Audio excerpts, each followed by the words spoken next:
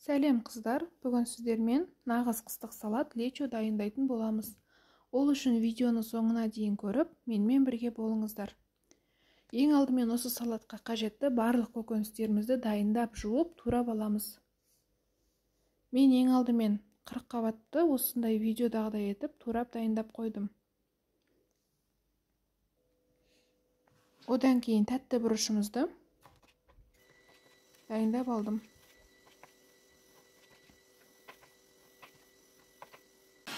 Содан соң қызанағымызды ет тартқыштан өткізіп дайындап аламыз.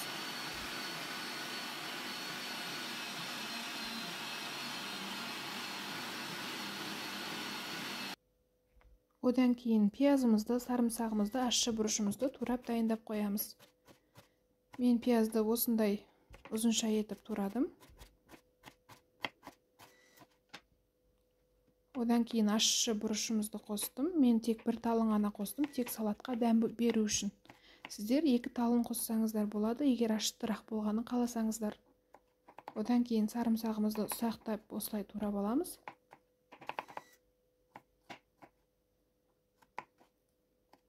Міне біз барлық заттарымыз дайындап алдық. Енді салатымызды қуыруға кірісеміз. Ең алдымен қызып тұрған майға пиязымызды жақсылап қуырып аламыз. Одан кейін 40 қабатымызды салып, оны да жақсылап жұмсарғанша қуырамыз. Әрбір салған көкөнісімізді 5-10 минуттай жұмсарып болғанша қуырып аламыз.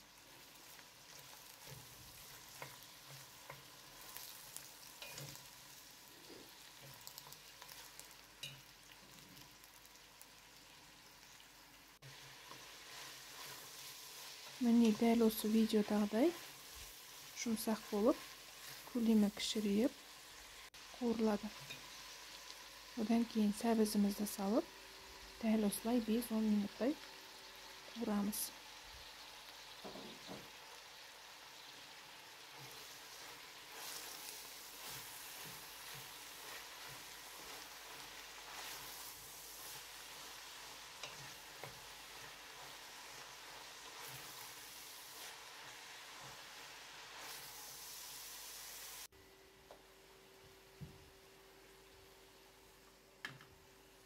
Одан кейін тәтті бұрышымызды оның үстіне салып, тура осылай 5 минут, не болмаса 10 минуттай қуырамыз.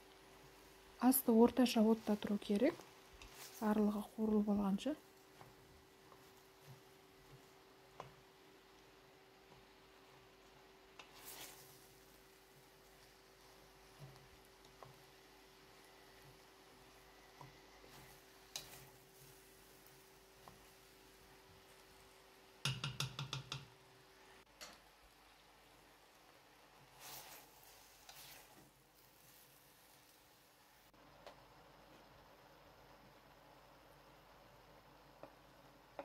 Осылай тәтті бұрышымыздың барлығын қуырғаннан кейін, осылармен бірге қосып, ащы бұрышымызды салып қуырып аламыз.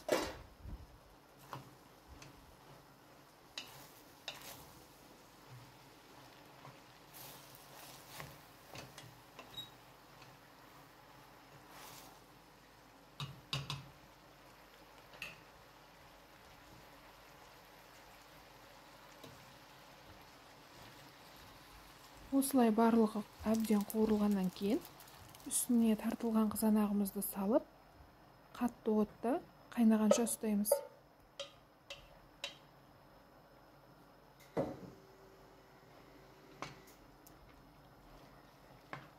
Егер де сіздер салаттың сұйықтау болғанын қаласаңыздар, қызанақтың мөлшерін көбейтсеңіздер болады.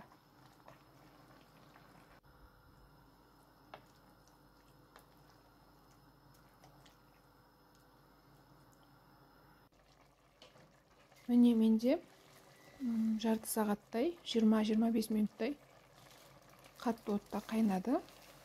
Одан кейін дәміне қарай тұзын, қантын саламыз. Мен 2 қасық тұз, 2 қасық қант салдым. Сіздер дәміне қарай қоссаңыздар болады.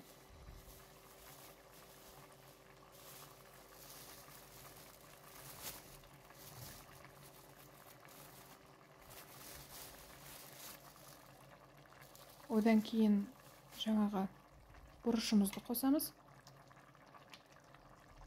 Одан көз мөлшеріне қарай, дәміне қарай қоссаңыздар болады. Лавр жапырақтарын қоссаңыздар болады. Егер де сіздерге оның дәмі ұнамаса, қоспасаңыздар да болады. Одан кейін осындай 70% сірке суын қосамыз. Мен 1 шай қасық қостым.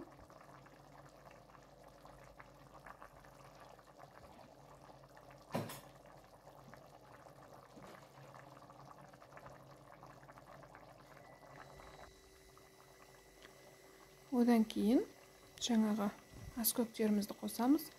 Мен укроп пен петрушканы қостым. Бір бумадан қосып шықтым. Осылардың барлығын қосқаннан кейін тағы да біраз 5-10 минуттай пісіріп аламыз.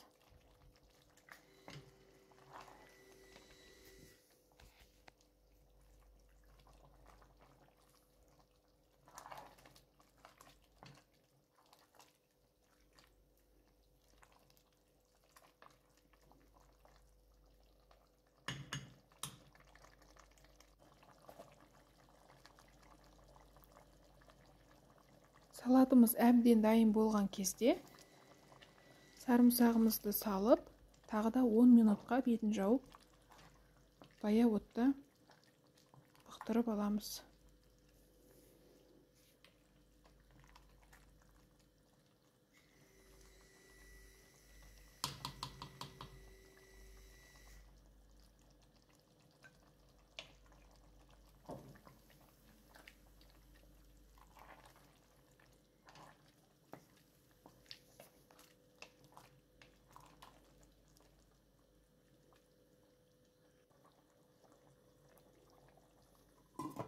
Салатымыз бұқтырылып жатқан кезде біз банкамызды және де крышкамыздың барлығын стерилдеп дайындап аламыз.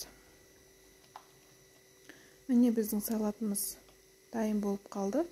Өзінің суы шығып, барлығы әдемі етіп дайындалды. Одан кейін банкамызға ыстықтай саламыз.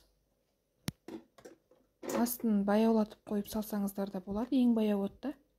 Мен оттан алып, осылай дайын болған банкама салып шықтым.